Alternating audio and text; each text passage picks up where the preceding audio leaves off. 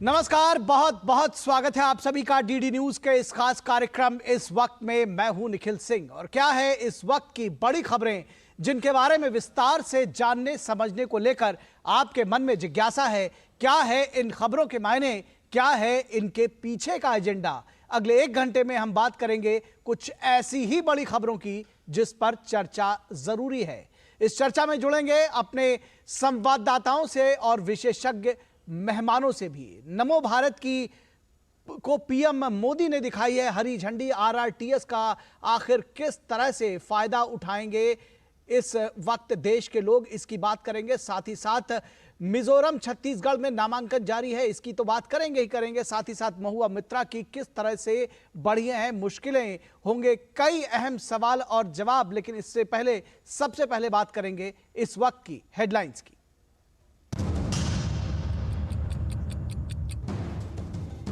प्रधानमंत्री नरेंद्र मोदी ने देश की पहली रैपिड रेल को दिखाई हरी झंडी। दिल्ली गाजियाबाद मेरठ आरआरटीएस कॉरिडोर का किया उद्घाटन। बेंगलुरु मेट्रो के पूर्व पश्चिम गलियारे के 2 हिस्से भी राष्ट्र को किए समर्पित। नई रीजनल रैपिड ट्रांजिट सिस्टम, ट्रेनों का नाम नमो भारत। पीएम मोदी का साहिबाबाद में जनता ने गर्मजोशी से किया स्वागत। जनसभा को संबोधित करते हुए पीएम ने कहा, नवरात्रि में देश की पहली नमो ट्रेन को मिला मां कात्यायनी का आशीर्वाद। ड्राइवर से लेकर कर्मचारी हैं देश की बेटियां। भारत बढ़ती नारी शक्ति का प्रतीक बना।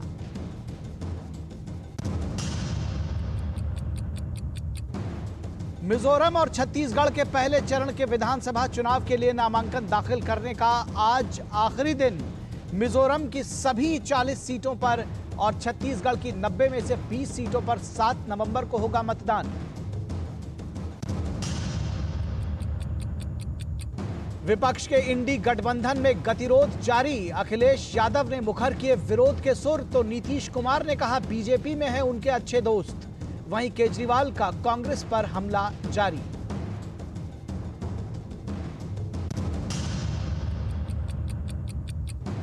और क्वेश्चन फॉर कैश के आरोपों में घिरी टीएमसी सांसद महुआ मित्रा की बढ़ी मुश्किलें। जय अनंत देहद्राई ने हाईकोर्ट में कहा, वकील के जरिए मामला वापस लेने के लिए दबाव बना रही है महुआ। मीडिया में उनके खिलाफ बयानबाजी रोकने की मांग वाली महुआ की याचिका पर सुनवाई 31 अक्टूबर तक टली। तो इस वक्त में सबसे पहले नमो भारत की बात करेंगे, नए भारत की रैपिड एक्स रेल की बात करेंगे। प्रधानमंत्री नरेंद्र मोदी ने गाजियाबाद में देश की पहली रैपिड एक्स रेल को हरी झंडी दिखाई है और हरी झंडी दिखाकर इस पहली रैपिड एक्स रेल को रवाना किया है। देश की यह पहली रैपिड एक्स रेल होगी। इसको मिनी बुलेट ट्रेन भी कहा जा रहा है। रैपिड एक्स को देश की मिनी बुलेट ट्रेन कहा जा रहा है। ये 180 किलोमीटर गति प्रति घंटे से फर्राटा भर सकेगी। फिलहाल 160 किलोमीटर प्रति घंटे की रफ्तार से ये दौड़ेगी। आरआरटीएस एक अत्याधुनिक नई रेल आधारित semi high speed high frequency वाली कंप्यूटर ट्रांजिट रेल प्रणाली है। यह गाजियाबाद, मुरादनगर और मोदीनगर के शहरी केंद्रों से गुजरते हुए 1 घंटे से भी कम समय में दिल्ली को मेरठ से जोड़ेगी। तो इस तरह के एनसीआर में 3 ट्रांजिट सिस्टम होंगे और गाजियाबाद से या दिल्ली से मेरठ का ये एक हिस्सा है। उद्घाटन के बाद पीएम ने ट्रेन में सफर किया, छात्रों से बात भी की। पहले चरण में गाजियाबाद से दुहाई डिपो तक चलेगी रैपिड एक्स मेट्रो। 17 किलोमीटर तक का यह सफर होगा। नमो भारत नाम की इस ट्रेन का किराया 50 रुपए से लेकर 100 रुपए तक है। पहले चरण में 17 किलोमीटर की दूरी ये ट्रेन कुछ ही मिनटों में तय कर सकेगी। देश की पहली रैपिड रेल बेटियां चला रही हैं और इसके स्टेशन कंट्रोल का जिम्मा भी बेटियों के हाथ में है। तो नारी शक्ति का प्रतीक बन रही है ये रैपिड एक्स भी और भारत भी। दिल्ली गाजियाबाद मेरठ आरआरटीएस 30,000 करोड़ रुपए से अधिक की लागत से तैयार किया जा रहा है। देश में सड़क, रेल और वायु कनेक्टिविटी पर मोदी सरकार ने शानदार काम किया है। पूरे देश में सड़कों और रेल नेटवर्क का जाल बिछाया गया है। पिछले 9-10 वर्षों में जिस तरह से इसमें अग्रणी भूमिका निभाई है सरकार ने, वो देखने लायक है। ग्रामीण सड़कों से लेकर हाईवे निर्माण तक, हाईवे निर्माण के जरिए देश के छोटे बड़े शहरों और ग्रामीण इलाकों को आपस में जोड़ा गया है। देश के पूर्वोत्तर राज्यों से लेकर दूर दराज के दुर्गम इलाकों तक रेल कनेक्टिविटी हुई है। उड़ान योजना के जरिए छोटे शहरों में एयर कनेक्टिविटी हुई है। उड़ान यानी उड़े देश का आम नागरिक। मेट्रो रेल का विस्तार तेजी से हुआ है। मेट्रो अब टियर 2 शहरों तक पहुंची है। शहरी आवागमन की सुविधा में इजाफा हुआ है। अब इनलैंड वाटरवेज का भी विकास किया जा रहा है। वाराणसी से साहबगंज तक गंगा नदी में पोत परिवहन संभव हुआ है। तो समझा जा सकता है कि किस तरह से जो इंफ्रास्ट्रक्चर डेवलपमेंट है, जो रेल, रोड और खासतौर पर एयर कनेक्टिविटी की बात थी, उसके साथ साथ अब इनलैंड वाटरवेज की कनेक्टिविटी भी बढ़ाई है इस सरकार ने, और इसी की एक कड़ी है RRTS। और प्रधानमंत्री ने इस अवसर पर एक जनसभा को भी संबोधित किया। उन्होंने कहा कि देश की पहली रैपिडेक्स ट्रेन कॉरिडोर की शुरुआत ये बेहद महत्वपूर्ण है। इस मौके पर उन्होंने कहा कि बदलते भारत में जरूरी है कि सभी को सुविधाओं का लाभ अच्छे से मिले। उन्होंने कहा कि सरकार का जोर है कि लोग अच्छी हवा में सांस लें और इलाज के लिए उन्हें बेहतर सुविधाएं मिल सके। बदलते हुए भारत में ये बहुत जरूरी है कि सभी देशवासियों का जीवन स्तर सुधरे, क्वालिटी ऑफ लाइफ और अच्छी हो, लोग अच्छी हवा में सांस लें, कूड़े करकट के ढेर हटें, यातायात के अच्छे साधन हो, पढ़ाई के लिए अच्छे शिक्षा संस्थान हो, इलाज की बेहतर व्यवस्था हो, इन सब पर आज भारत सरकार विशेष जोर दे रही है। और पब्लिक ट्रांसपोर्ट पर तो आज पब्लिक ट्रांसपोर्ट के लिए भारत जितना खर्च कर रही है उतना हमारे देश में पहले कभी नहीं हुआ। और इस दौरान प्रधानमंत्री ने एक जनसभा को भी संबोधित किया। प्रधानमंत्री मोदी ने नई नमो ट्रेन को नारी शक्ति का प्रतीक बताया। उन्होंने कहा कि देश की पहली नमो ट्रेन को मां कात्यायनी का आशीर्वाद मिला है। देश की पहली नमो भारत ट्रेन को भी आज मां कात्यायनी के आशीर्वाद प्राप्त हुए हैं। और ये भी बहुत विशेष है कि इस नई ट्रेन में ड्राइवर से लेकर तमाम कर्मचारी महिलाएं हैं, हमारे देश की बेटियां हैं। ये भारत की नारी शक्ति के बढ़ते कदम का प्रतीक है। नमो भारत ट्रेन में आधुनिकता भी है, गति भी है, अद्भुत स्पीड भी है।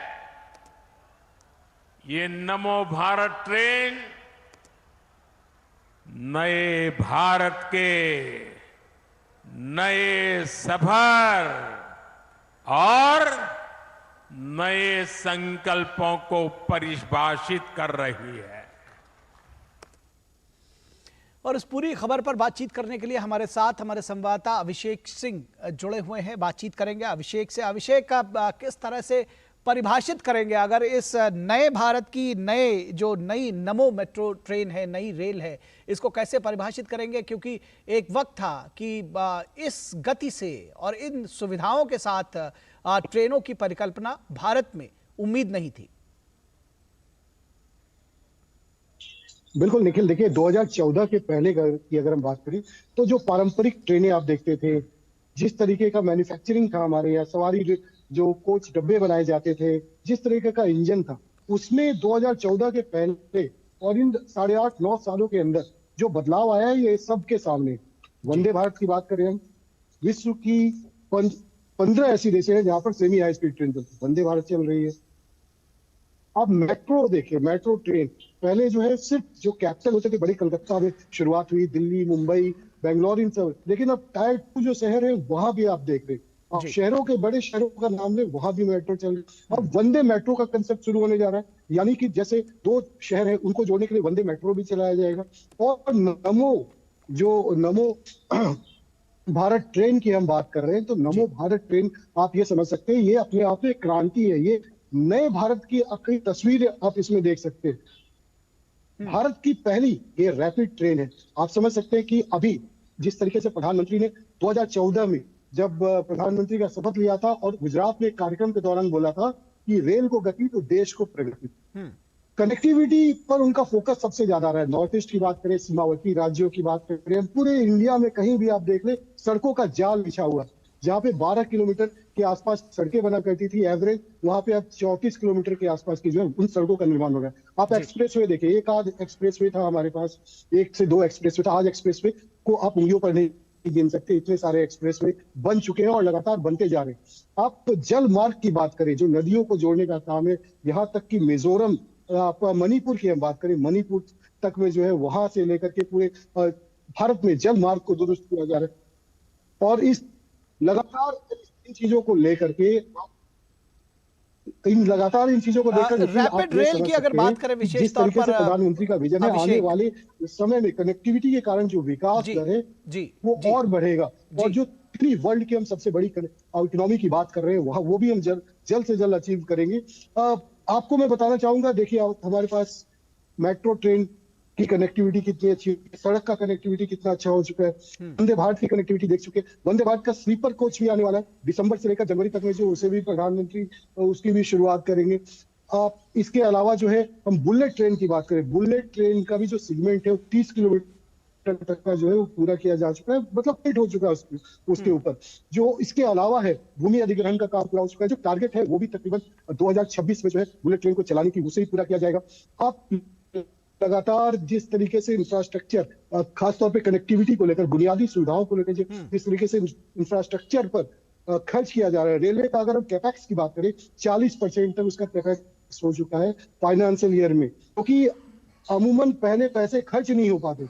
जिस तरीके से डेवलपमेंट किया जा रहा है, जिस तरीके से मेंटेनेंस से लेके हर कुछ के ऊपर किया जा रहा है, वंदे भारत के प्रोडक्शन 400 वंदे भारत चलने वाला, तो आने वाला समय में निश्चित तौर पे कनेक्टिविटी को लेकर के पूरे देश को फायदा होगा, विकास, आर्थिक ग्रोथ जो है उसमें जो है इजाफा देखने को मिलेगा। जी, निश्चित तौर पर इसको साफ तौर पर देखा जा सकता है। जिस तरह से ये RRTS का डेवलपमेंट हो रहा है, एक समय था निश्चित तौर पर कि मेरठ तक पहुंचना दिल्ली से कम से कम 2, 2.5, 3 घंटे, और अगर आप सड़क मार्ग से जा रहे हैं जाम लग जाए तो उससे भी कहीं ज्यादा, और अब 60 मिनट से भी कम समय में फर्राटा भरते हुए ट्रेन से आप पहुंच सकेंगे। ये अपने आप में एक अभूतपूर्व परिवर्तन है जिसको इस देश की और NCR की जनता खुली आंखों से देख रही है। बहुत शुक्रिया इस तमाम बातचीत और जानकारी के लिए अभिषेक सिंह। और इसके बाद बात करेंगे कि इंडी गठबंधन में आखिर कौन बिगाड़ रहा है खेल, क्यों हैं अखिलेश यादव और अरविंद केजरीवाल नाराज। लेकिन रुकेंगे एक छोटे से ब्रेक के लिए, कहीं मत जाइएगा, जल्द हाजिर होंगे। थिंक IIT, थिंक विद्या मंदिर, थिंक IIT, थिंक विद्या मंदिर, थिंक IIT, थिंक विद्या मंदिर। दादी, आज भी आपकी चाय की दुकान बंद थी? 1 महीने से बीमार हूँ, काम बंद और इलाज का खर्चा अलग। आयुष्मान कार्ड नहीं बनवाया? नाम सुना है, कहाँ बनवाना है, कैसे बनवाना है, इस उम्र में भाग दौड़। कार्ड अभी बन जाएगा। आयुष्मान ऐप पर जाकर अपना या परिवार के सदस्य का नाम लाभार्थी सूची में ढूंढें, आधार, OTP या फेस ऑथ द्वारा ऑथेंटिकेट करें, डिटेल्स भरें, अब मोबाइल से फोटो खींचकर अपलोड करें। बन गया। अब ठीक होकर अपने हाथ की चाय पिला दो। और एक प्रकार से PM जय अब गरीबों की जय बन गई है। 5 लाख तक के मुफ्त उपचार की गारंटी, स्वास्थ्य का वरदान आयुष्मान। अब क्या देख रहे हो पापा? तुम कहते हो ना कि स्टॉक मार्केट में बहुत सोच समझकर इन्वेस्ट करना चाहिए, बस थोड़ा सा ज्ञान ले रहा हूं। किससे? हर एक स्टॉक्स एक्सपर्ट है, मस्त एजुकेशनल वीडियोस बनाता है और अच्छी इन्वेस्टमेंट की टिप्स भी देता है। पापा इन वीडियोस पे ना जाएं, अपना रिसर्च खुद करें या सेबी रजिस्टर्ड इन्वेस्टमेंट एडवाइजर से संपर्क करें। एजुकेशन के नाम पर कुछ इन्फ्लुएंसर्स अक्सर इन्वेस्टर को मिसगाइड करते हैं, नुकसान आपका होगा। सोच कर समझ कर इन्वेस्ट कर। ब्रेक के बाद एक बार फिर आप सभी का स्वागत है। और इंडी गठबंधन का खेल क्या अखिलेश यादव बिगाड़ रहे हैं, इस प्रश्न पर तमाम लोग अपनी माथापच्ची कर रहे हैं और इस सवाल का हल ढूंढना चाह रहे हैं। फिलहाल इंडी गठबंधन में धमकी का खेल पहले आम आदमी पार्टी ने शुरू किया था, अब अखिलेश यादव ने गठबंधन छोड़ने की धमकी दी है। तो ये समझने की जरूरत है कि आखिर जो INDIA गठबंधन है उसमें क्या कुछ चल रहा है और ये क्यों ऐसा हो रहा है कि पहले आम आदमी पार्टी और अब अखिलेश यादव ने ये धमकी दी है। सीट शेयरिंग को लेकर अब तक कोई समझौता नहीं हुआ है, लेकिन अखिलेश MP और राजस्थान में कांग्रेस से 6 सीटें चाहते थे। यूपी कांग्रेस अध्यक्ष अजय राय ने दावा किया है कि MP में वोटर हाथ को जानते हैं, साइकिल को नहीं जानते। ये यूपी कांग्रेस के अध्यक्ष हैं अजय राय, उनका ये बयान है। मध्य प्रदेश में गठबंधन टूटने के बाद समाजवादी पार्टी ने सभी 18 सीटों पर अपने उम्मीदवार उतारे हैं, जहां 2018 में उनके कैंडिडेट मैदान में थे। अखिलेश ने 29 उम्मीदवार उतारने का ऐलान किया है। अखिलेश यादव को गुस्सा इस बात का है कि रात के 1 बजे तक सीटों को लेकर चर्चा की गई, लेकिन एक भी सीट उनके हिस्से में, उनकी पार्टी के हिस्से में नहीं आई। अब अखिलेश ने धमकी दी है कि यूपी में भी समाजवादी पार्टी कांग्रेस को सीट के लिए रुला देगी, जैसे के साथ तैसा व्यवहार किया जाएगा।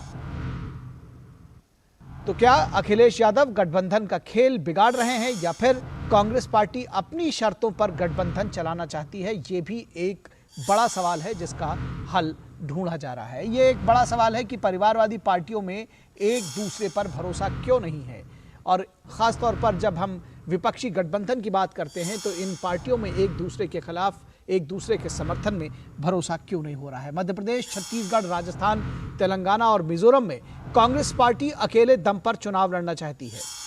तो इन 5 राज्यों में कांग्रेस पार्टी अकेले दम पर चुनाव लड़ना चाहती है, लेकिन जिन राज्यों में पार्टी का आधार कमजोर है वहां क्षेत्रीय पार्टी के साथ सहयोग भी करना चाहती है। तो जहां आधार कमजोर है वहां कांग्रेस पार्टी रीजनल पार्टीज के साथ मिलकर लड़ना चाहती है, और यही धमकी आम आदमी पार्टी ने दिल्ली और पंजाब को लेकर दी है। केजरीवाल और भगवंत मान 5 राज्यों के चुनाव में कांग्रेस से अलग रोड शो कर रहे हैं। 28 दलों के इंडिया गठबंधन में परिवारवादी पार्टियों का दबदबा ज्यादा है, लेकिन वोट बैंक की लड़ाई में सबका हित एक ही है, क्योंकि वोट बैंक सबके कहीं ना कहीं कॉमन दिखाई दे रहे हैं। जाहिर है कांग्रेस पार्टी अगर अपने वोट शेयर में दूसरी पार्टी को जगह नहीं देगी तो फिर गठबंधन का मतलब कुछ नहीं रह जाएगा। तो सारा खेल वोट शेयर को लेकर है। मुंबई में इंडी गठबंधन ने 5 कमेटी बनाने का फैसला लिया था। सीट शेयरिंग को लेकर अखिलेश यादव और केजरीवाल का विशेष आग्रह था, लेकिन कांग्रेस ने इसे ठंडे बस्ते में डाल दिया था। जानकार मानते हैं कि कांग्रेस अपनी खोई हुई साख इन 5 राज्यों के चुनाव से वापस होने की स्थिति में सीट को लेकर डिक्टेट करने की हालात में होगी। तब तक अखिलेश यादव अगर कोई खेल बिगाड़ना चाहते हैं तो ये उनकी मर्जी है, ऐसा जो गठबंधन के लोग हैं वो समझ रहे हैं। तो समाजवादी पार्टी के अध्यक्ष अखिलेश यादव इंडिया गठबंधन से नाराजगी जता रहे हैं, और वो क्या क्या कह रहे हैं आइए पहले ये सुनते हैं। अगर मुझे पता होता कि गठबंधन प्रदेश स्तर पे नहीं है तो मैं समाजवादी पार्टी के नेताओं को दिग्विजय सिंह जी के पास नहीं भेजता। अगर मुझे ये पता होता कि समाजवादी पार्टी को प्रदेश स्तर पे गठबंधन नहीं कर रहे हैं, मैं कमलनाथ जी के पास अपनी पार्टी के लोगों को नहीं भेजता। और मुझे ये भरोसा होता कि कांग्रेस पार्टी के लोग धोखा देंगे तो मैं उनकी बात पे भरोसा नहीं करता। मुझे बताया गया कि 6 सीटों पर आपके लिए सोचा गया है, विचार किया गया है और उस पर तय करेंगे। सिटिंग एमएलए की जगह आप सीट दे दोगे आप, और उम्मीद करोगे कि मैं आपके बारे में सच बोलूं, और जो बात बोलनी है उनको मैं आपके माध्यम से कांग्रेस पार्टी को कहना चाहता हूं, अपने चिरकुट नेताओं से हमारी पार्टी के बारे में न बुलवाएं।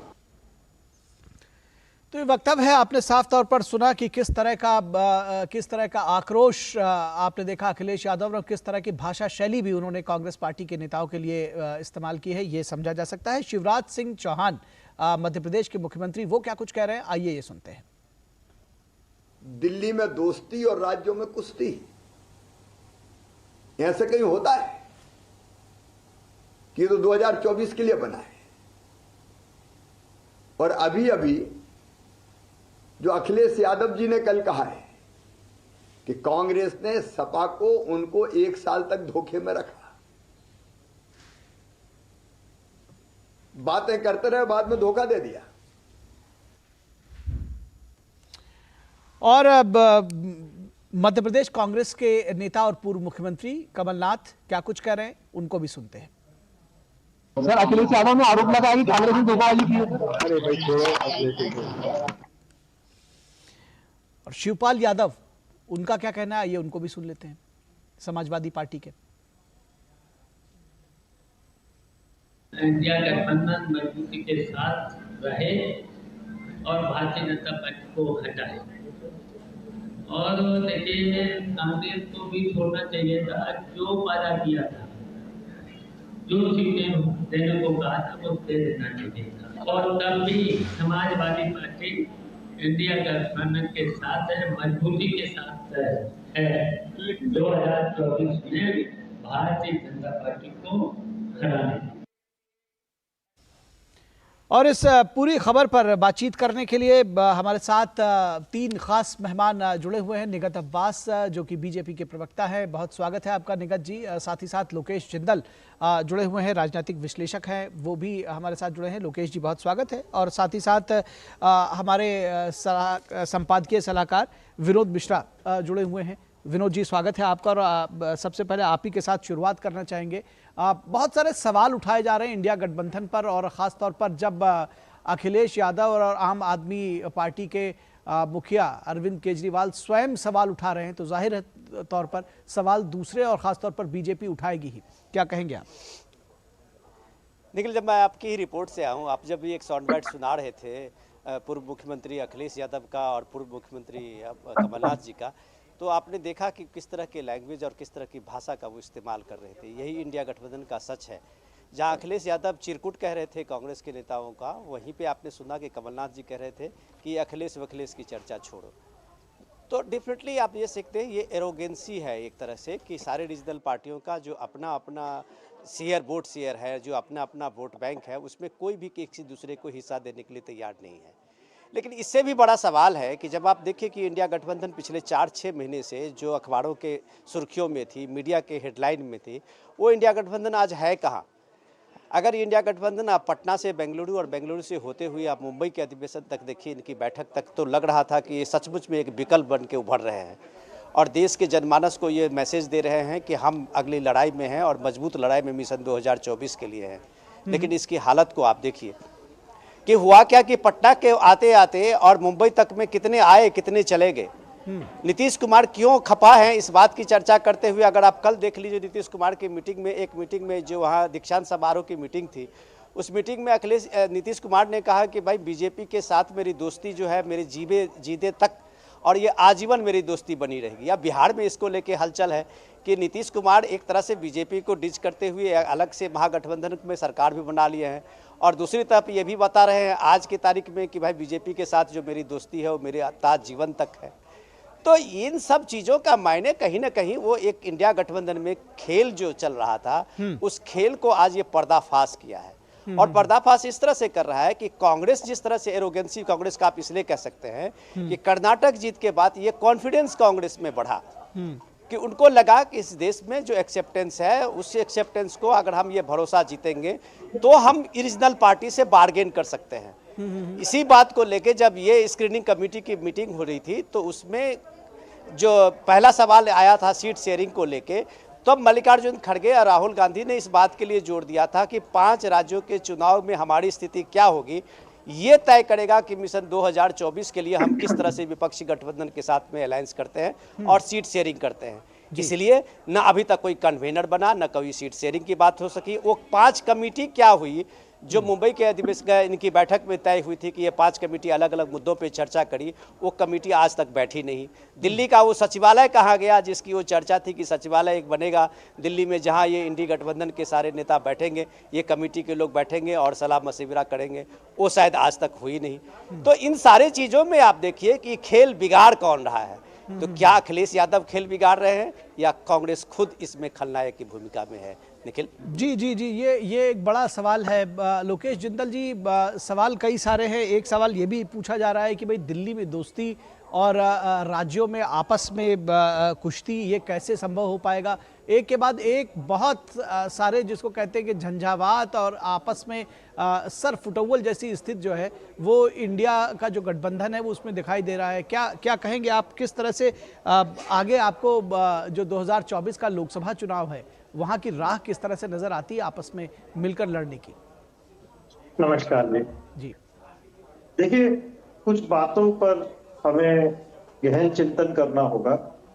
सर्वप्रथम कि कांग्रेस एक अकेली पॉलिटिकल पार्टी है जिसका प्रेजेंस समूचे भारत में, राजस्थान में, मध्य प्रदेश में, तेलंगाना में, छत्तीसगढ़ में, इन राज्यों में जो एनडीए के बाकी पार्टनर्स हैं, इन्होंने अब तक अपनी उपस्थिति इस तौर पर दर्ज नहीं कराई है कि वे एक पॉलिटिकल टक्कर दे सके भाजपा। ठीक है। कांग्रेस का नेतृत्व इंडिया अलायंस के लिए एक वरदान है, एक जरूरत है, आवश्यकता है, और उस नेतृत्व के बिना भाजपा जिस तरह से भारत के संविधान पर ही आक्रमण कर रही है उसका बचाव करना। ये तो आप कांग्रेस की जैसे प्रेस कॉन्फ्रेंस संबोधित की जा रही है वो वाली बातें कर रहे हैं। आपने सुना कि किस तरह से अभी अखिलेश यादव नाराजगी व्यक्त कर रहे हैं, नेताओं को किस किस भाषा शैली का आप इस्तेमाल कर रहे हैं, आप कर रहे हैं उनके बिना नेतृत्व संभव नहीं है। कैसे संभव, वही तो सवाल पूछा है। देखिए, परिवार में फूफा होते हैं, मामा होते हैं, नाना होते हैं, हर तो अखिलेश यादव को फूफा तो नहीं बता रहे आप? सभी का मत होता है। अखिलेश यादव को, लोकेश जी, अखिलेश यादव को नाराज फूफा तो नहीं बता रहे आप? नहीं, बिल्कुल नहीं, बिल्कुल नहीं जी। वे तो बहुत महत्वपूर्ण भाग हैं कांग्रेस के, इंडिया अलायंस के बहुत बड़े नेता हैं, और अखिलेश जी एक बहुत मजबूत स्तंभ है। ठीक है। देखिए, अखिलेश जी इंडिया अलायंस के अंग भी हैं और समाजवादी पार्टी के नेता भी हैं, तो उन्हें समाजवादी पार्टी के कार्यकर्ताओं के बारे में भी सोचना होगा। अगर समाजवादी पार्टी के कार्यकर्ताओं की अभिलाषा है कि वे दूसरे राज्यों में जाकर अपनी उपस्थिति दर्ज कराएं, महत्वाकांक्षा होती है, सभी राज्यों में होती है, सभी कार्यकर्ताओं में होती है, और उनका नेतृत्व करते करते अगर वे ये पोजीशन लेते हैं तो इस पोजीशन में कोई गहन चिंता करने वाला विषय नहीं है। कांग्रेस के लिए कम से कम चिंता करने वाला विषय तो है ही है। वही तो सवाल है कि वो आप देख रहे हैं किस तरह से खुले शब्दों से वो नवाज रहे हैं कांग्रेस के नेताओं को। इसी तरह की भाषा शैली आम आदमी पार्टी के अरविंद केजरीवाल इस्तेमाल कहते हैं। आप कह रहे हैं चिंता का विषय नहीं है। मैंने यही पूछा कि रोड टू 2024 कैसे संभव होगा इस पूरे जो घमासान छिड़ा हुआ है, सपा, ममता बनर्जी, आम आदमी पार्टी, कांग्रेस, वाम दल, कैसे संभव हो पाएगा? अभी तक आपने उस बात का जवाब नहीं दिया। लोकेश जी, मैं चाहूंगा उसका इस बात का जवाब दें। जी। कांग्रेस की सबसे बड़ी स्ट्रेंथ अब तक ये रही है कि उसकी एकोमोडेशन बहुत मजबूत है। वो कट्टरपंथी विचारधारा की पार्टी नहीं है और विभिन्न विचारधाराओं को, अपेक्षाओं को वो असिमिलेट करना जानती है।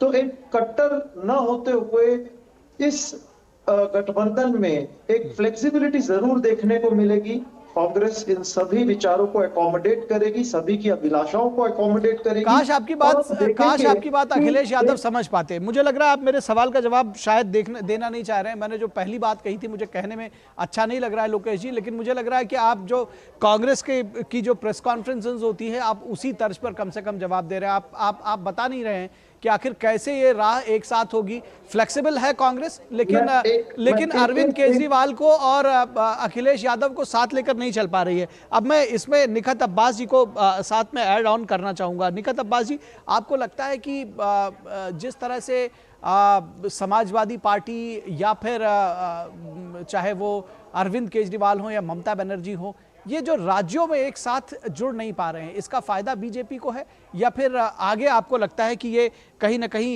एक फौरी तौर पर मुश्किल है, इंडी गठबंधन के बीच में आगे चीजें ठीक होंगी, जैसा कि लोकेश जी कह रहे हैं?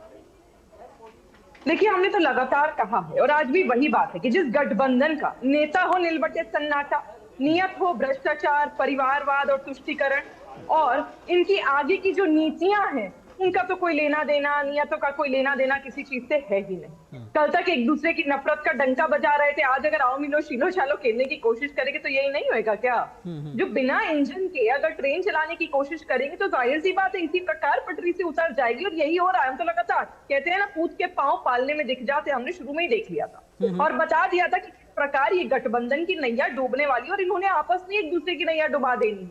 अभी मैं कहूंगी 24 के चुनाव तो बहुत दूर हैं, ये अभी से तितर बितर हो गए हैं, छिटक के एक दूसरे से गिर गए हैं, तो लगातार इसका असर आप देखिएगा निस्संदेह विधानसभा के चुनाव में भी पड़ेगा, क्योंकि जनता देख लेगी ये जो मुखौटा पहनकर आए थे इंडिया इंडिया बनाकर, इन्होंने किस प्रकार अपना ही मुंह छुपाने का जरिया एक बना लिया है, वो जनता देख पा रही है। खैर, हमें समझना पड़ेगा ये जो घमंडिया गठबंधन है, इंडी अलायंस है, इसका एक ही सर्वोपरि लोगों ने माना हुआ है, वो है राहुल गांधी।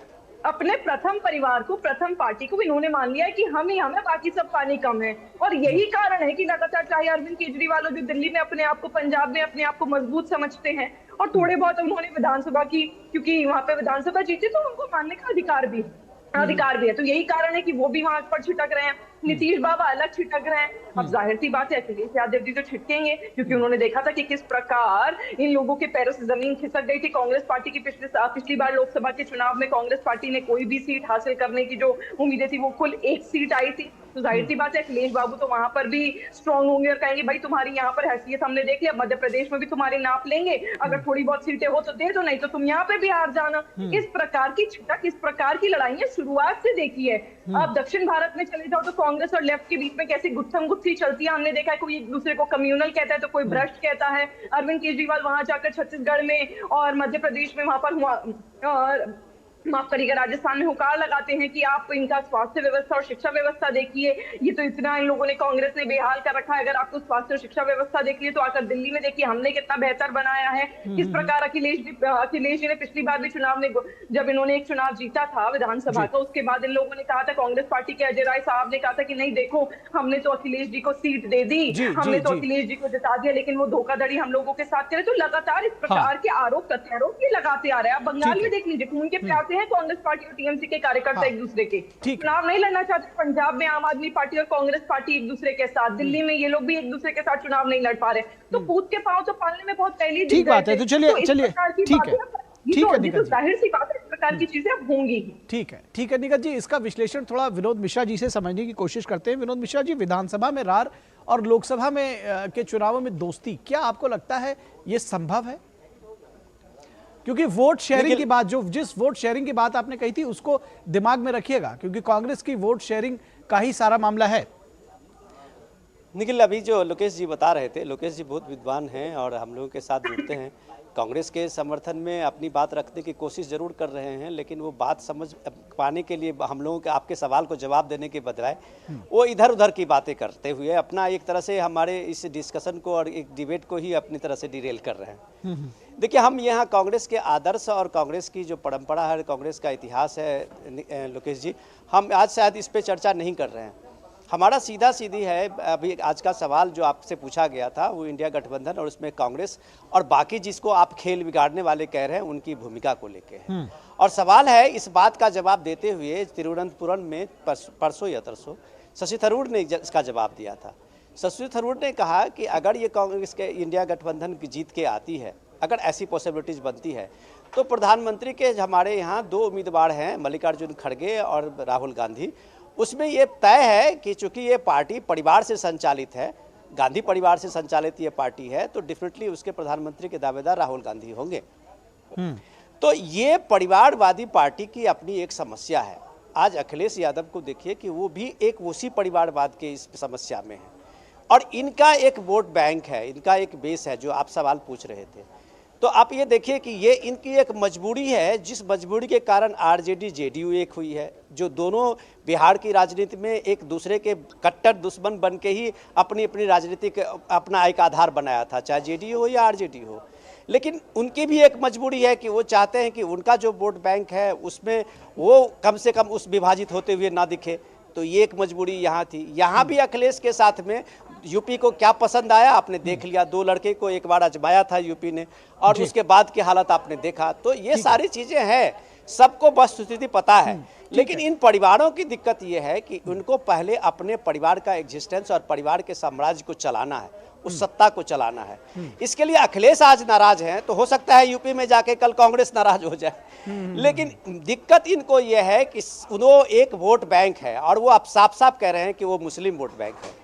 वो उनके एक कास्ट फैक्टर बैंक है, जो आज राहुल गांधी इन 5 राज्यों के चुनाव में जाके इस बात को दोहरा रहे हैं और बार बार कह रहे हैं कि जिसकी जितनी हिस्सेदारी भागीदारी उसकी उतना हक। तो ये कांसीराम का जो ये नारा था उसको आज कांग्रेस ने अपना लिया है। और कांग्रेस में आप ये देखिए हालत क्या है कि कांग्रेस अपने 4 प्राइम मिनिस्टर को भूल के रथ यात्रा कांसीराम जी के नाम से निकाला, उनका संदेश घर घर पहुंचाने की कोशिश कर रहा है। तो ये सारी चीजें जो है वो एक सिर्फ परिवार के लिए है कि आप परिवार की सत्ता में वो कितने लोगों को, कितने विचारों को वो जोड़ सकता है, जिसकी बात वो कह रहे थे एकोमोडेशन की। दरअसल वो परिवार को बचाने का एक संघर्ष है। ठीक है लोकेश जिंदल जी, परिवार को बचाने का एक संघर्ष है और कहीं ना कहीं कांग्रेस के साथ में उसी परंपरागत वोट बैंक को लेकर के लड़ाई है, उसी परंपरागत वोट बैंक को लेकर झगड़े हैं, जिसको जो रीजनल पार्टीज हैं जो कहीं ना कभी कांग्रेस से ही निकली हुई हैं, उनका अपना शेयर है और यही सारी लड़ाई है। आपको लगता है तो ऐसी स्थिति में अगर राज्यों में एक साथ होकर नहीं लड़ सकते हैं तो किस तरह से लोकसभा में आपस में यह बात बनेगी?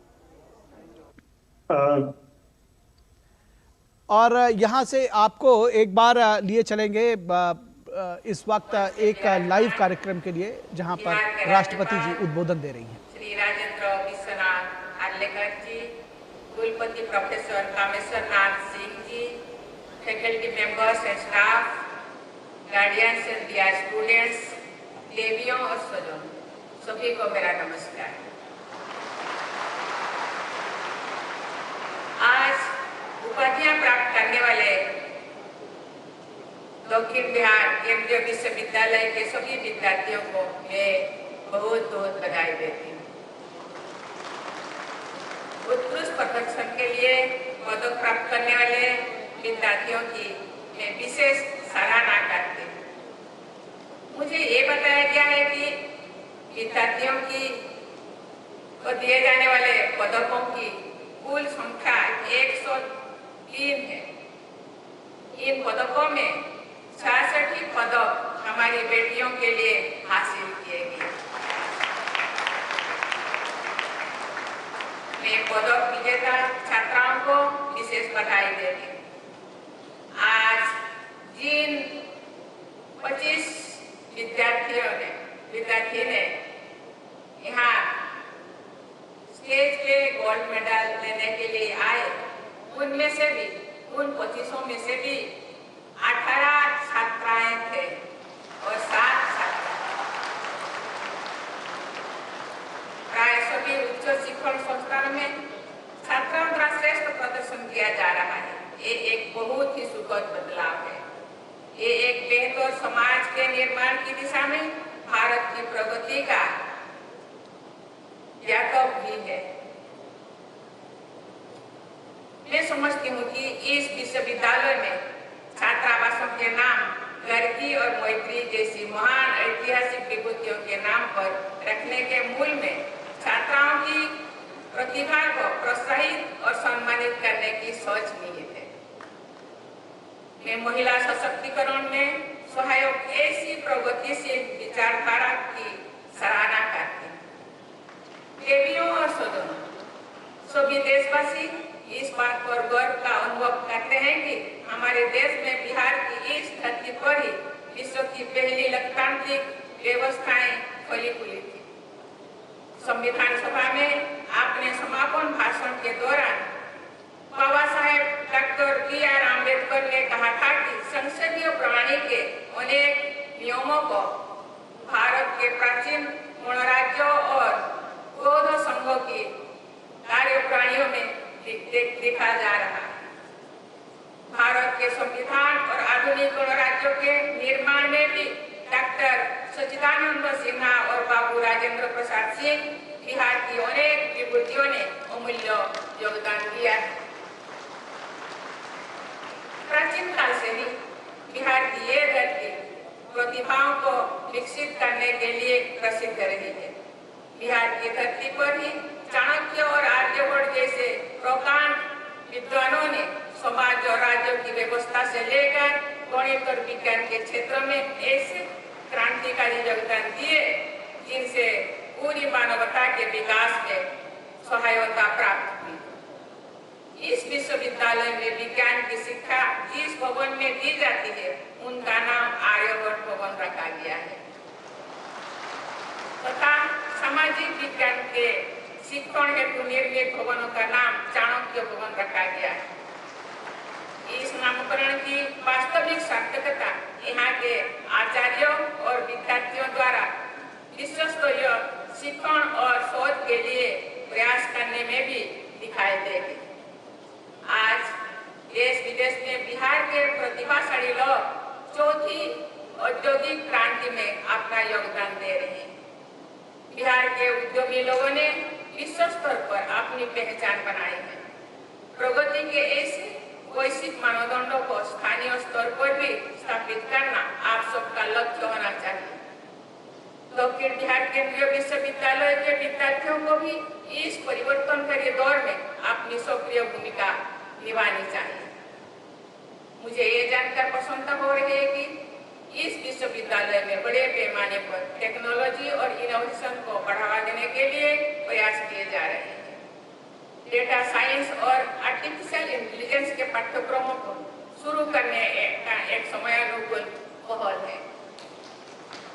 मुझे बताया गया है कि ज्ञान विज्ञान को साझा करने के लिए विश्वविद्यालय द्वारा कैंपस टू कम्युनिटी के नाम से एक कार्यक्रम चलाया जा रहा है। इस कार्यक्रम से किस प्रकार लोगों को जोड़ा जा रहा है उसके बारे में विस्तृत जानकारी मिलने पर मुझे प्रसन्नता होगी।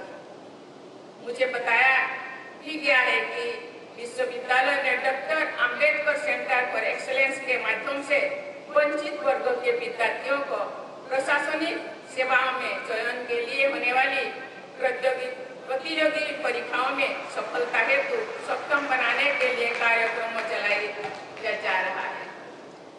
ये सामाजिक परिवर्तन और समावेशी विकास की दिशा में एक सार्थक कदम सिद्ध हो सकता है।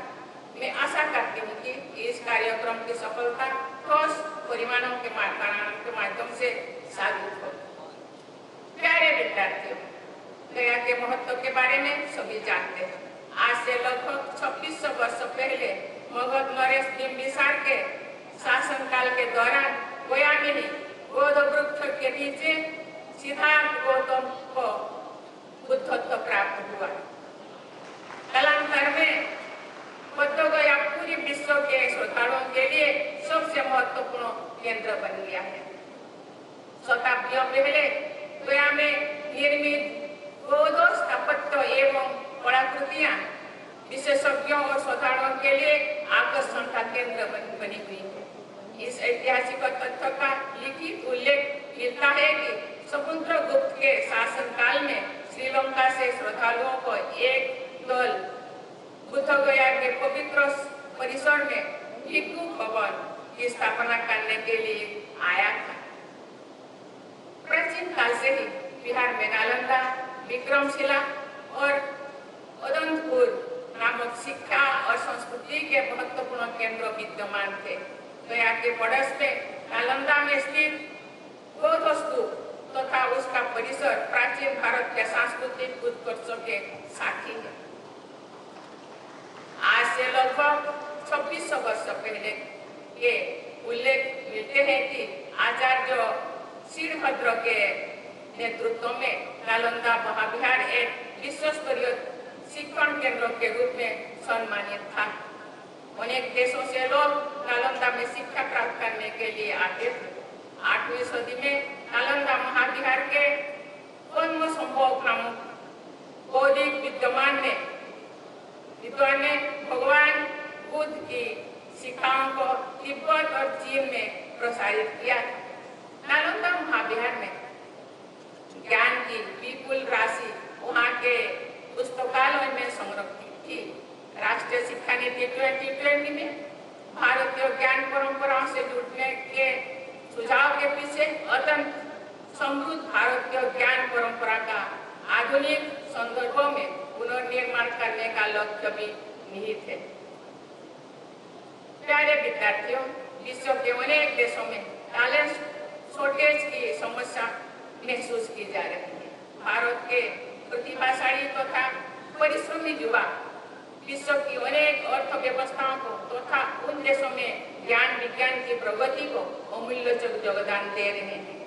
आज भारत विश्व की 5वीं सबसे बड़ी तथा सबसे तेज गति से आगे बढ़ने वाली मेजर इकोनॉमी है।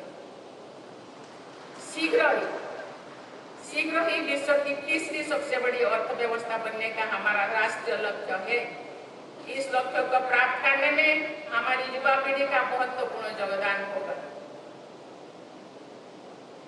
आज जैसे युवा विद्यार्थी अपनी क्षमताओं का समुचित उपयोग करके डेमोग्राफिक डिविडेंड से देश को लाभान्वित कर सकते हैं। जलवायु परिवर्तन के संकट तथा पर्यावरण संरक्षण की अनिवार्यता से आप सभी भली-भांति अवगत है।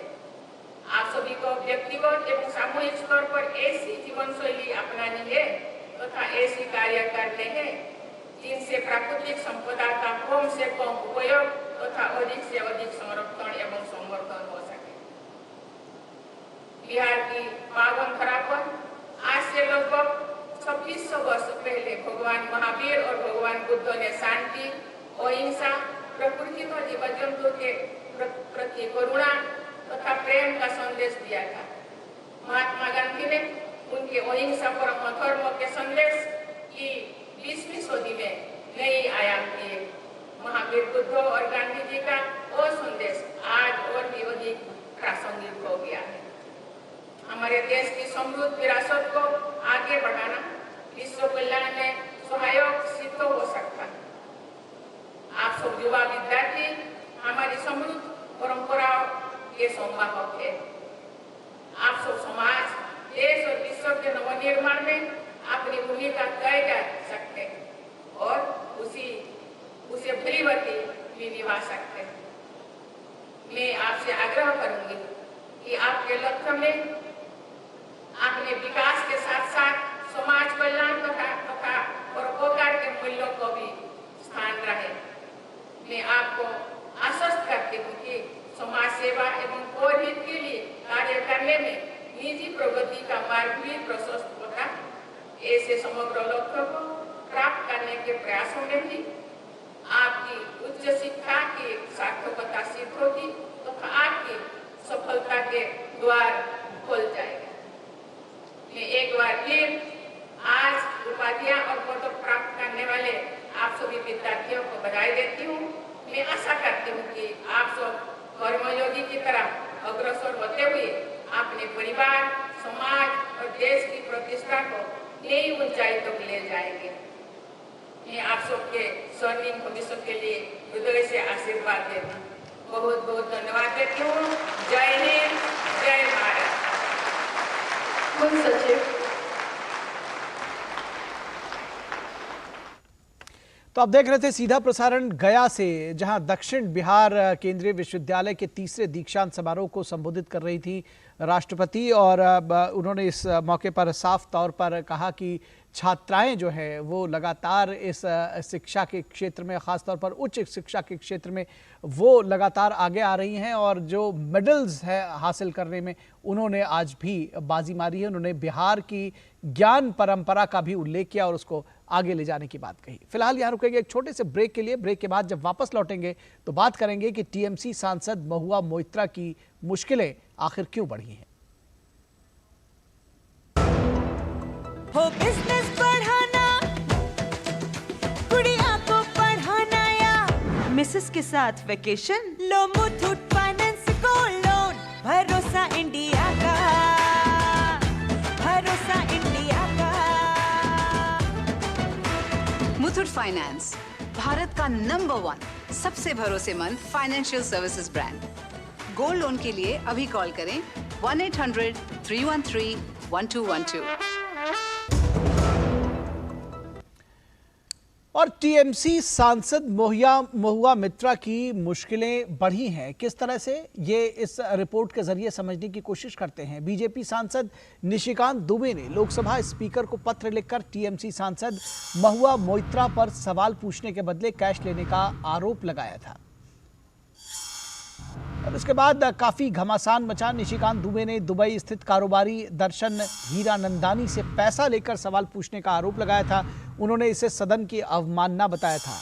यह भी आया था कि कुछ गिफ्ट्स लिए गए हैं, पैसे लिए गए हैं, उसके बदले सवाल पूछे जा रहे हैं। मामला अब संसद की एथिक्स कमेटी के पास है और कमेटी 26 अक्टूबर को इन आरोपों पर सुनवाई करेगी। इस बीच कारोबारी हीरानंदानी ने हलफनामा देकर इस बात की पुष्टि की है कि सवाल पूछने के बदले उन्होंने महुआ मोइत्रा को रिश्वत दी थी। तो ये एक बड़ा डेवलपमेंट है। उनका कहना है कि महुआ के नाम पर बनी संसद की लॉगिन आईडी और पासवर्ड के जरिए महुआ की जगह वे सवाल पूछते थे। तो ये भी एक बड़ा प्रश्न उठा है इस पूरे प्रकरण पर। पैसे के बदले संसद में सवाल पूछने से जुड़े एक मामले कैश फॉर क्वेरी में 2005 में 11 सांसदों की सदस्यता चली गई थी। हालांकि महुआ मोइत्रा ने इन आरोपों को खारिज किया है। सांसद निशिकांत दुबे ने अपने पत्र में इसे विशेषाधिकार के उल्लंघन और सदन की अवमानना का मामला बताया है। उन्होंने कहा है कि इससे विशेषाधिकार का उल्लंघन होता है, सदन की अवमानना होती है। निशिकांत दुबे ने इसके साथ ही महुआ पर आईपीसी की धारा 120A के तहत मुकदमा दर्ज करने का आग्रह किया है। ये षड्यंत्र की धारा है। वहीं महुआ मोइत्रा की याचिका पर दिल्ली हाईकोर्ट में सुनवाई 31 अक्टूबर तक के लिए टल गई है। दिल्ली हाईकोर्ट में आज महुआ मोइत्रा ने एक याचिका लगाई थी जिस पर हाईकोर्ट में सुनवाई हुई थी और वो 31 अक्टूबर तक के लिए अब आगे टाल दी गई है, क्योंकि महुआ ने निशिकांत दुबे, जय अनंत देहद्रोई समेत मीडिया को उनके खिलाफ बयान से रोकने की मांग की थी इस याचिका के जरिए। आज वकील जय अनंत देहद्रोई ने महुआ के लिए पेश वरिष्ठ वकील गोपाल शंकर नारायणन पर आरोप लगाया कि उन्होंने उनसे संपर्क साधकर ये पूरा मामला वापस लेने के लिए कहा। इसके बाद जज ने शंकर नारायणन से सवाल पूछा कि अगर वो मध्यस्थता कर रहे हैं तो बतौर वकील कैसे पेश हो सकते हैं, वो दो कार्य में नहीं कर सकते। इसके बाद शंकर नारायणन ने खुद को इस केस से अलग कर लिया। जज ने सुनवाई 31 अक्टूबर के लिए टाल दी है। बीजेपी सांसद निशिकांत दुबे ने लोकसभा स्पीकर को पत्र लिखकर टीएमसी सांसद महुआ मोइत्रा पर सवाल पूछने के बदले कैश लेने का आरोप लगाया और उसके बाद के सारे डेवलपमेंट्स जो हमने आपको बताए, आज अदालत की प्रोसीडिंग्स भी बताई आपको। तो किस तरह से ये पूरा मामला आगे बढ़ रहा है, अदालत में भी 31 अक्टूबर तक इस मामले की सुनवाई टल गई है, जिसमें महुआ मोइत्रा ने ये याचिका दाखिल की थी और कहा था कि मीडिया को और ख़ासतौर पर निशिकांत दुबे को इस पूरे मामले पर बोलने से रोका जाए। लेकिन ये सुनवाई 31 अक्टूबर तक उस समय टल गई जब ये कहा गया कि जो महुआ मोइत्रा के वकील हैं वो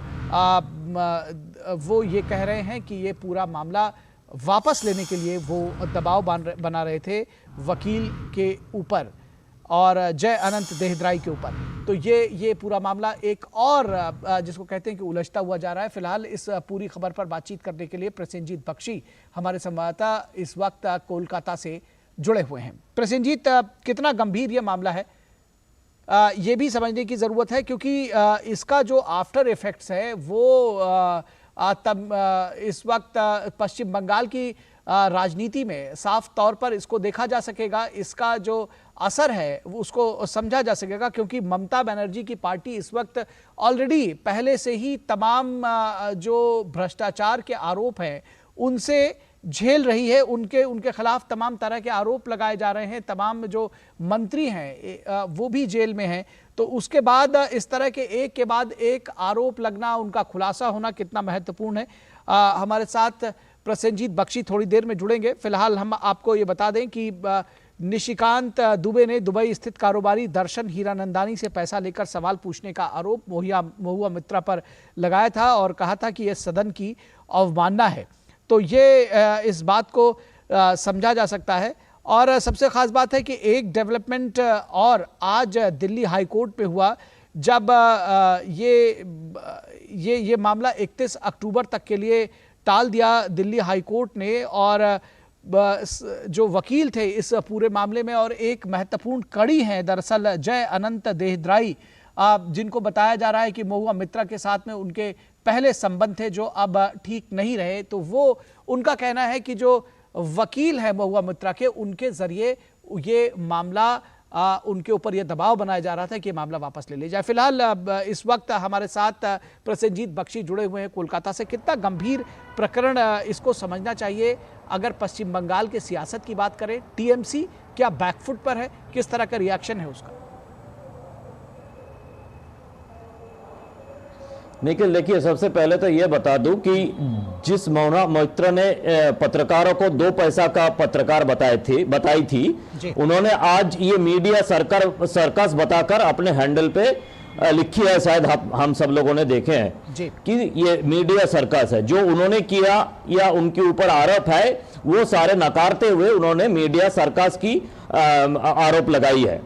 कहानी ये है कि महुआ मोइत्रा और तृणमूल कांग्रेस ये दोनों ऐसी पेचीदा स्थिति में है, दोनों अपने आप को बचाने की कोशिश में लगे हुए हैं जैसे भी हो।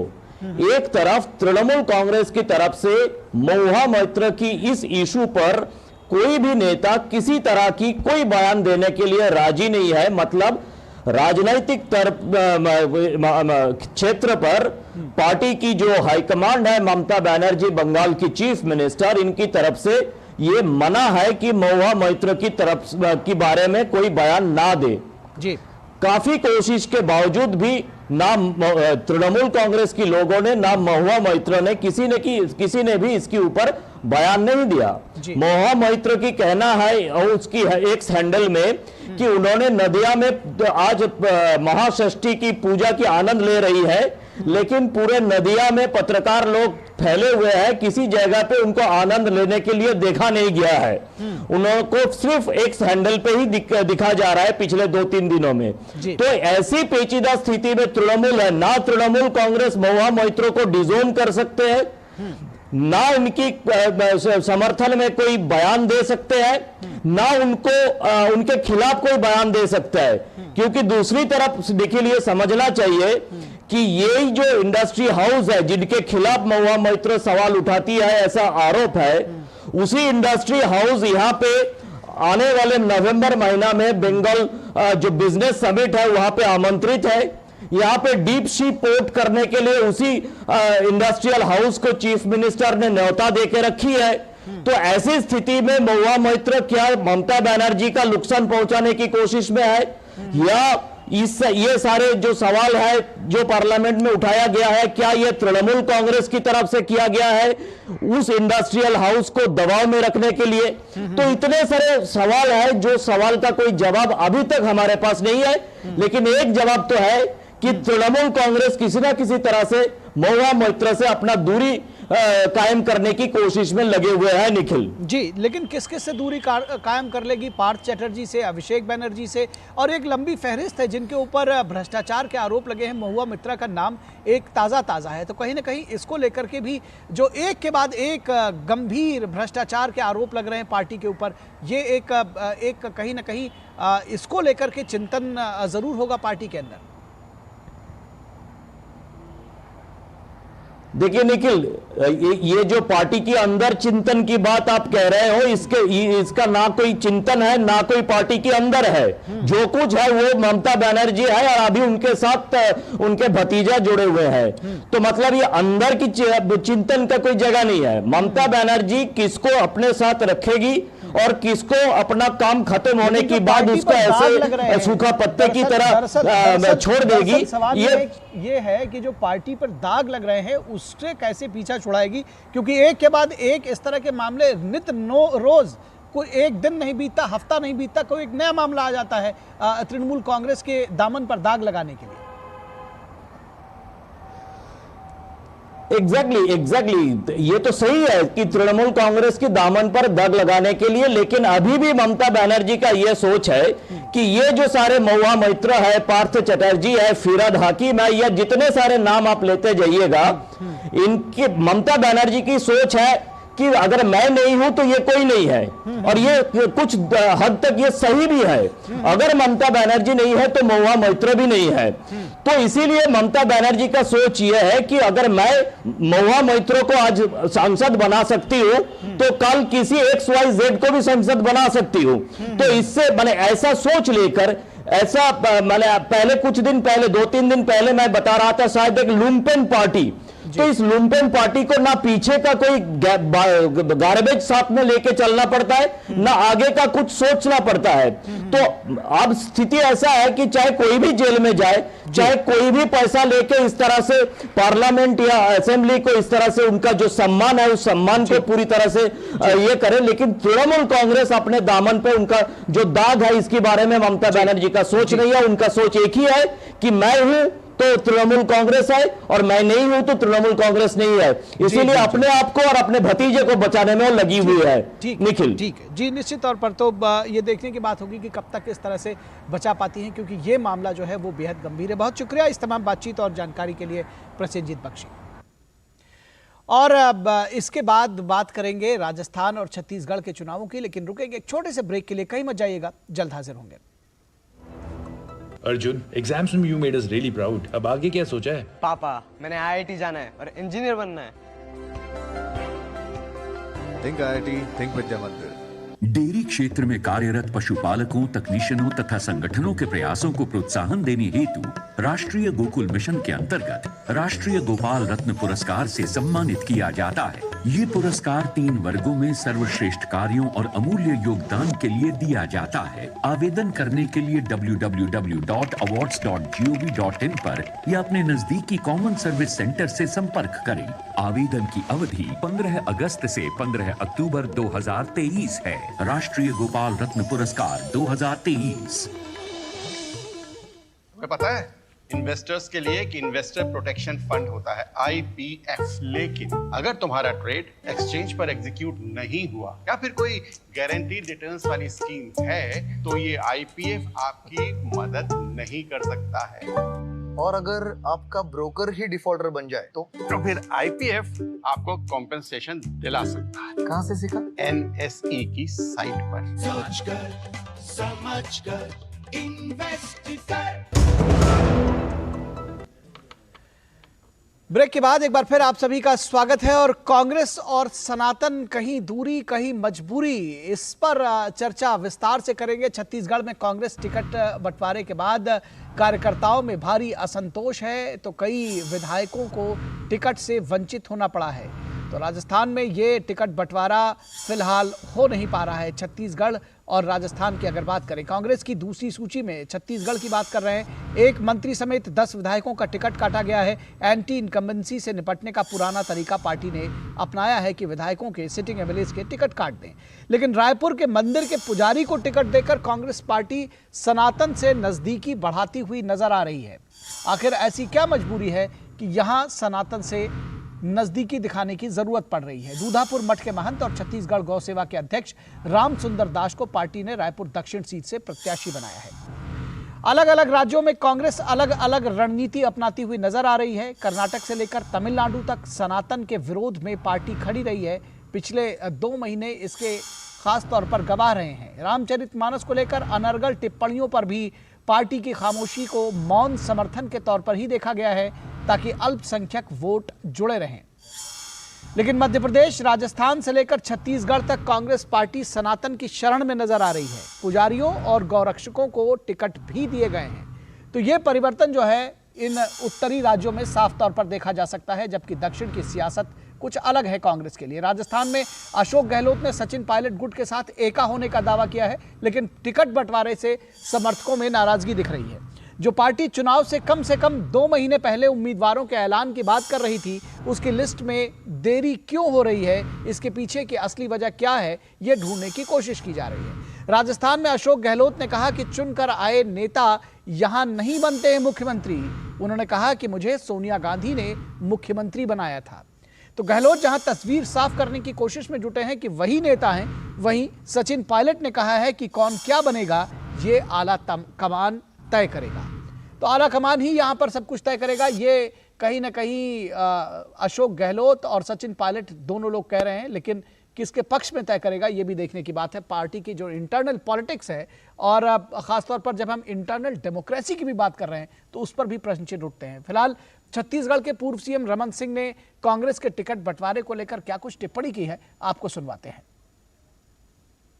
कांग्रेस पार्टी की पृष्ठभूमि ही ऐसी है, जिन्होंने राम के अस्तित्व को नकारा है, सुप्रीम कोर्ट में एफिडेविट देने वाली पार्टी और खास तौर से राम सेतु को लेकर, राम के अस्तित्व को लेकर, भगवान राम के लिए जो उन्होंने सुप्रीम कोर्ट में इनके वकील की तरफ से जो बातें कही गई, तो ये बताता है कि ये राम के अस्तित्व को ही नकारते हैं।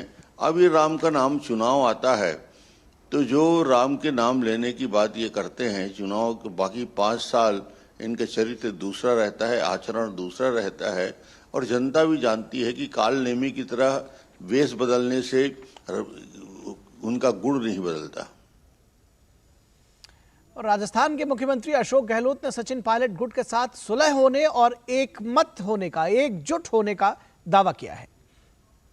उसने कहा था भगवान करे आप वापस मुख्यमंत्री बने, 4थी बार मुख्यमंत्री बने, तो मैंने उनको कह दिया सुनो भाई माता जी, आप जो है आप बधाई, आपका हार्ट ट्रांसप्लांट हो गया, मैं मुख्यमंत्री पद छोड़ना चाहता हूं, पर ये पद मुझे नहीं छोड़ रहा है। तो ये पद उन्हें नहीं छोड़ रहा है। इस पूरी खबर पर बातचीत करने के लिए हमारे साथ 2 सहयोगी छत्तीसगढ़ से धीरज और दौसा राजस्थान से अशोक श्रीवास्तव, हमारे सीनियर कंसल्टिंग एडिटर जुड़े हुए हैं। धीरज, अगर रायपुर से आप हमारे साथ जुड़े हुए हैं, आपने ये बाइट्स भी भेजी हैं और आपने देखा कि किस तरह से जो कहा गया है इस पर कि जबकि अगर हम रमन सिंह की बात कहें, उन्होंने तो कालनेमी तक का उदाहरण दे दिया और कहा कि सत्ता के लिए क्या कुछ नहीं कर रही पार्टी। किस तरह से इसको आम लोग देख रहे हैं, जनता कैसे देख रही है? सनातन का विरोध का समर्थन दक्षिण में और यहां सनातन की शरण में, क्या कहेंगे?